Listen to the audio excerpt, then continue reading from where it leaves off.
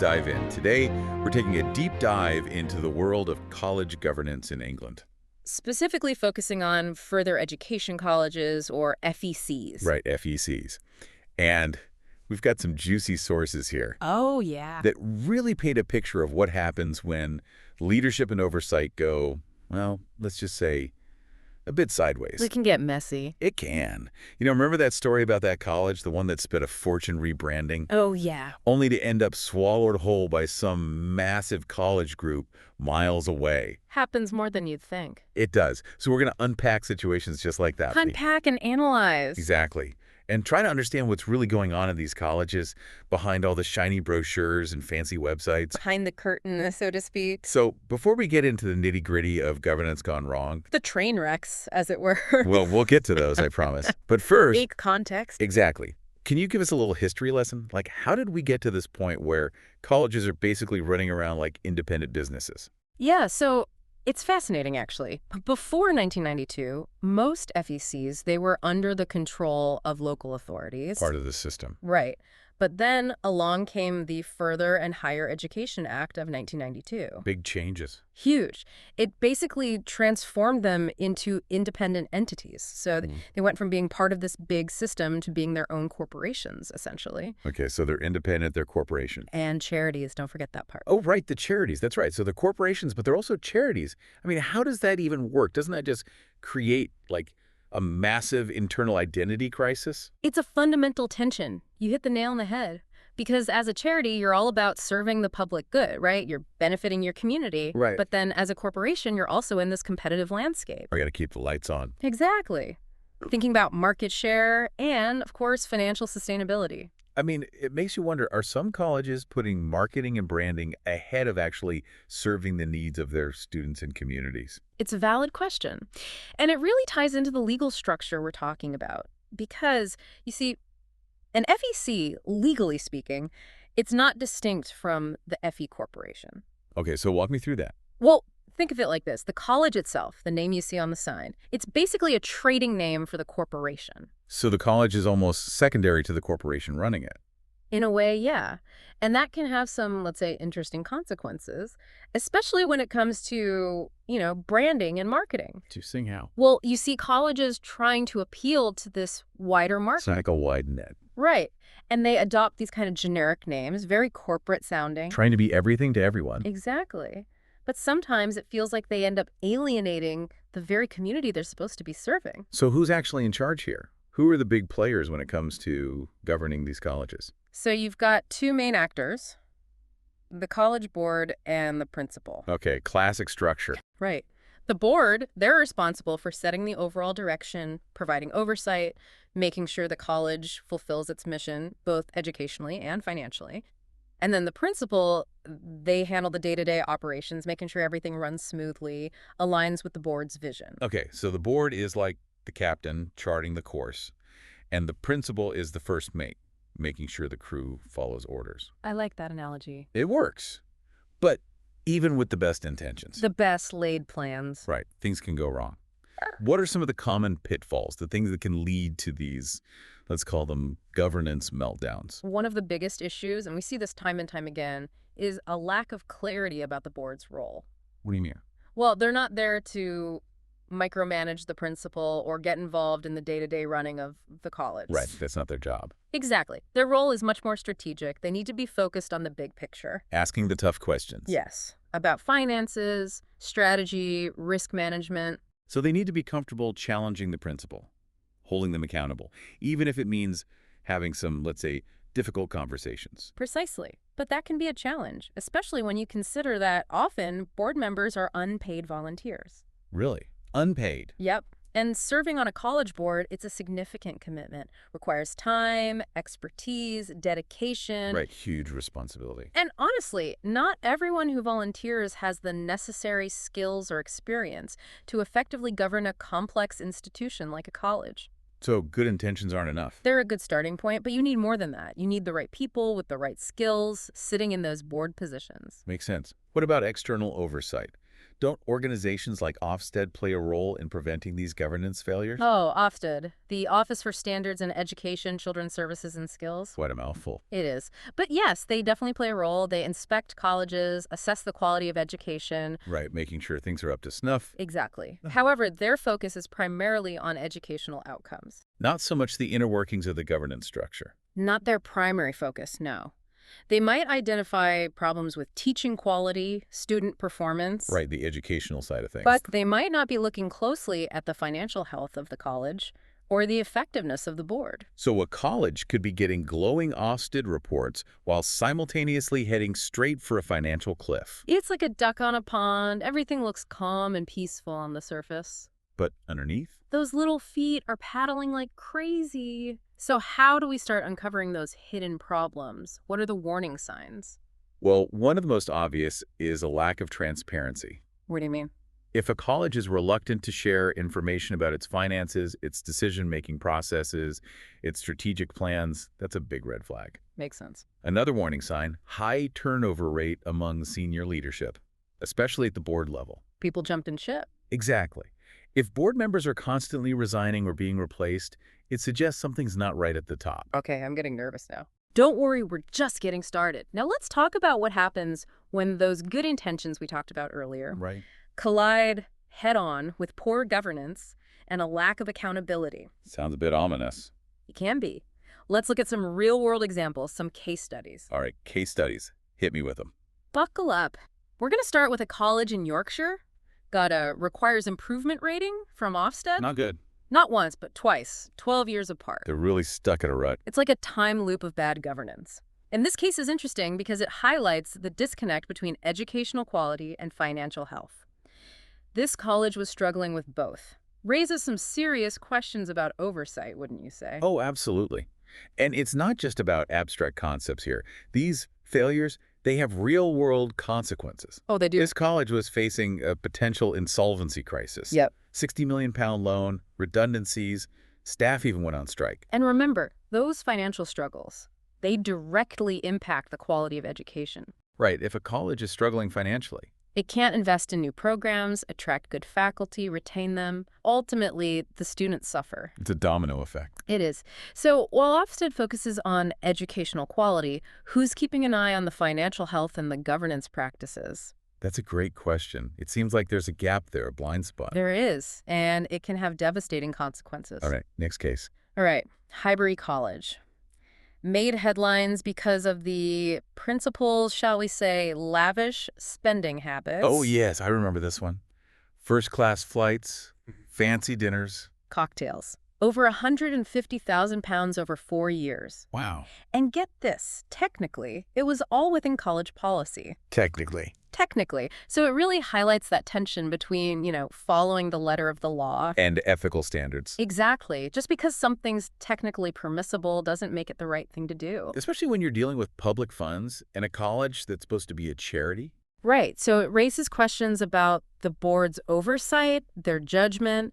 They defended the principal's actions. But I bet it raised a few eyebrows. Oh, it did. And it definitely eroded public trust. Okay, so what else have we got? Brooklands College. They had a major financial meltdown over a failed apprenticeship program. Apprenticeships, those are big now. They are, but what's even more concerning is they didn't publish their accounts for 4 years. Oh, years. Yep. Shocking lack of transparency. You can't operate like that. You shouldn't. Transparency is essential for accountability. How can anyone hold the college accountable if they have no idea what's going on financially? It's a black box. Greed suspicion creates an environment ripe for mismanagement. Okay, last one, right? Last one for now. Coventry College. They actually lost their ability to deliver apprenticeships. Wow, that's serious. It is. Happened after a string of negative Ofsted reports. Ouch. So that's a prime example of how these governance failures. They have real, tangible consequences for students, for the community. Absolutely. Trying to gain valuable skills. And then The rug gets pulled out from under them. It underscores the point that these aren't just abstract problems, these are people's lives. Exactly. And it's a reminder that good governance, it's not a luxury. It's essential for these colleges to fulfill their mission to serve their communities effectively. All right, so we're going to take a quick pause here. Catch our breath. Exactly. But don't go anywhere. When we come back, we're going to dive deeper into these case studies and explore the systemic factors that contribute to these governance failures in further education colleges. Stay tuned. It's going to get interesting. Remember to like and subscribe to Beyond Observations by DLS Education Limited and Daniel Scullane. This is an AI-supported product, prompted and designed by Daniel Scullane. Visit dlseducation.uk or scullane.ie for more details. That Coventry case really highlights the impact these governance failures have. You know, they ripple out and impact everyone, students, faculty, staff, the community. No doubt about it. And when a college loses accreditation or faces financial turmoil, it's not just a temporary setback. Right. It can take years to rebuild that trust, that reputation. It can. So let's shift gears for a moment and try to understand what's at the root of these failures. Okay. Are there common threads, patterns we can identify? Well, one recurring theme is this lack of clarity around the role of the board. The Board of Governors. Right. Remember, they're not there to micromanage the day-to-day operations. Right. It's about strategic guidance, oversight, accountability. The big picture stuff. Exactly. But we see it all the time. Boards getting caught up in operational details or not asking the tough questions. Finances, strategy, risk management. All right. They might be too deferential to the principal or just lack the expertise to challenge decisions effectively. And this is where the issue of unpaid board members comes in, right? It's a factor, for sure. Because our sources mentioned that, unlike in the corporate world, college governors are often unpaid. Often, yeah. Could that be contributing to these issues? I think so. Serving on a college board is a demanding job. It requires a specific skill set, knowledge. Right. When you rely solely on volunteers, you're limiting the pool of potential candidates. Especially those with, like, a strong financial or legal background, right? Yeah. Exactly. It's like expecting someone to perform brain surgery just because they watched a few episodes of Grey's Anatomy. Right. Enthusiasm's great, It is. but it doesn't replace experience and expertise. And that's where training comes in, professional development for these board members. Makes sense. They need to understand their roles, their responsibilities, the complexities of the legal and regulatory landscape. They need to feel comfortable asking those difficult questions. Exactly. So it's not just about finding people who are passionate about education. No. It's about equipping them with the tools, the knowledge to govern effectively. Absolutely. Now, what about external oversight? We've talked about Ofsted, ESFA, all these agencies involved. Are they doing enough to prevent these governance failures? That's the million-dollar question. It is a question that sparks debate. I bet. Some argue there's too much bureaucracy, too many layers of oversight. Stifling innovation. Right, creating unnecessary burdens. Others say the current system lacks teeth. There aren't enough consequences for colleges that fail to meet standards. So it's a balancing act. It is. Finding that sweet spot between oversight and autonomy. You want accountability without stifling the college's ability to, operate effectively. Right. So it's not just about tweaking regulations or adding another layer of bureaucracy. It's about fostering a culture of transparency and accountability within these institutions. Absolutely. Empowering those boards to fulfill their oversight role effectively. And making sure those external bodies have the tools, the resources to identify problems early on. Yes, it's a collective effort. Everyone working together. It is. And we need to remember those local area reviews we mentioned earlier. Yeah, reviews. They were intended to address issues, but some argue that they might have led to mergers that weren't always successful.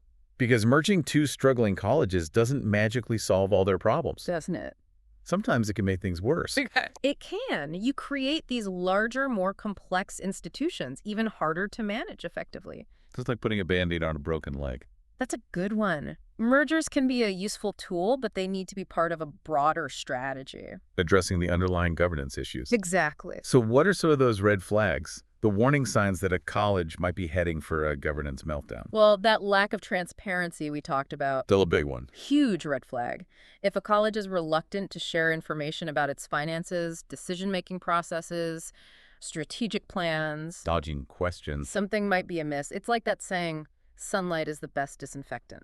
Love that one. When things are hidden in the shadows, usually means someone's trying to hide something. Right. Another red flag is high turnover rate among senior leadership, Yeah. especially at the board level. People abandoning ship. If board members are constantly resigning, being replaced, Yeah. it could signal internal conflict, lack of trust, disagreements about the direction of the institution. Like rats fleeing a sinking ship. Exactly. And of course, any signs of financial mismanagement should raise concerns. Things like budget cuts, program closures. Difficulty meeting payroll. Right. Those are often symptoms of deeper problems. Lack of strategic planning, poor financial controls. Like ignoring a small leak in your roof. Ooh, I like that. Seems minor at first. Right. But if you don't fix it, major damage down the line. And the longer those problems are ignored, The bigger the mess. the harder they are to fix. And we can't forget the human cost of these governance failures. No, absolutely not. It's easy to get caught up in the numbers, the policies. Easy to forget about the people. Right, but ultimately it's real people whose lives are being impacted. Their livelihoods. These failures can have devastating effects on students. Absolutely. They might lose access to vital programs, experience disruptions in their education, even see their academic credentials jeopardized. And faculty and staff. Often caught in the crossfire. Budget cuts, layoffs, increased workloads, declining morale creates a toxic environment detrimental to everyone. It's that ripple effect again. Spreading throughout the entire college community. Erodes trust, undermines morale, hinders the institution's ability to fulfill its mission. Sobering thought. It is. Good governance isn't just about ticking boxes, following rules. It's about creating an environment where everyone can thrive. Students can reach their full potential. And the institution can have a positive impact on the community. Well said. All right, we've explored the dark side of college governance. The underbelly. But what about the flip side? What does good governance look like in practice? And what role can we play in ensuring these institutions are held accountable? All good questions. That's what we'll be discussing in our next segment, so stick with us. We're about to get even deeper. All right, welcome back, deep divers. We've spent a lot of time talking about what can go wrong in college governance, but now... Let's look at the brighter side. Yeah, exactly. Let's talk about what good governance looks like, when it's actually working. Action. Yeah, and how we can all play a role in making sure these institutions stay on the right track. It's not just about avoiding those scandals or financial meltdowns we talked about. Right. Good governance is about creating a culture. A culture of what? Of transparency, accountability, ethical leadership. From the top down. Exactly. It needs to permeate every level of the college. So it's not just about keeping the ship afloat. It's about making sure it's sailing in the right direction. Perfect analogy. And it all starts with a strong, engaged board of governors. Right, the board. They need to be more than just rubber stamps, approving whatever the principal puts in front of them. They need to be active. Active participants, absolutely. Setting the strategic direction, asking tough questions, holding leadership accountable. They're like the navigators, constantly checking the map, making sure the ship's on course. I like that. They're not just passengers along for the ride. And don't forget diversity on those boards. So important. We need people from different backgrounds, different experiences, different expertise. Absolutely. To ensure that decisions are well-rounded, that they reflect the needs of the community. Because a homogeneous board, everyone thinking the same way. Recipe for disaster. Groupthink. You need a variety of perspectives to challenge assumptions, make good decisions. It's like having a diverse crew on a ship. Right. You need all those different skills. You can't have a ship full of captains and no sailors. Exactly. And speaking of skills, one that's absolutely crucial for good governance. What's that? Financial literacy. Board members need to understand financial reports, analyze budgets. Make informed decisions. Because, let's be real, money matters. It does. You can have the best intentions, but if you're not managing your finances responsibly... everything falls apart. Right. Financial mismanagement is often a symptom of deeper problems, wouldn't you say? Oh, absolutely. Lack of oversight, poor planning, sometimes even conflicts of interest. Remember those lavish expenses we talked about? Hard to forget those cocktails. That's what happens when financial controls are weak. Or non-existent. Right. It's not just about preventing fraud or abuse. It's about making sure every pound is used effectively. To advance the college's mission. To serve the needs of students and the community. So how can we, as members of the community, promote good governance in our local colleges? Great question. We're not all accountants or lawyers, but surely there are things we can do. There are, definitely. One of the most important, stay informed. Stay informed about what? About what's happening at your local college. Read the news, attend board meetings, ask questions. Knowledge is power, right? It is. The more you know about how these institutions are being run, the better equipped you are to hold them accountable. And don't be afraid to speak up. Please don't. If you see something that concerns you, Absolutely. Contact your local representatives, write letters to the editor, raise awareness on social media. Be that lookout on the ship, sounding the alarm if you spot a potential hazard. I like that. You can also support organizations that advocate for good governance in education. There's some great ones out there. They're working hard to promote transparency, accountability, ethical leadership. In colleges and universities. It's all about collective action, right? It is. Joining forces with others who share your concerns. Makes your voice louder. Exactly. And if you have the time, the expertise, consider volunteering to serve on a college board. Be a part of the solution. These institutions need qualified, dedicated individuals to help steer them in the right direction. It's a way to really make a difference. It is. And remember, good governance isn't just about preventing bad things from happening. It's about creating something positive. Exactly. It's about creating an environment where colleges can thrive, where students can succeed, where the community benefits. It's about making sure these institutions are living up to their potential, fulfilling their missions. To educate and empower the next generation. Well said. So, as we resurface from this deep dive into the world of college governance, Back to the surface. let's remember, this isn't just about abstract concepts, bureaucratic processes. It's about real people. Real lives, the future of our communities. We've seen what happens when things go wrong, The consequences, but we've also seen the positive impact that good governance can have. we all have a role to play. We do, in ensuring that our colleges are beacons of knowledge, opportunity, and ethical leadership. Stay curious, stay engaged, and keep asking those tough questions. That's right, deep divers. Keep diving, keep exploring, and until next time, keep the conversation going.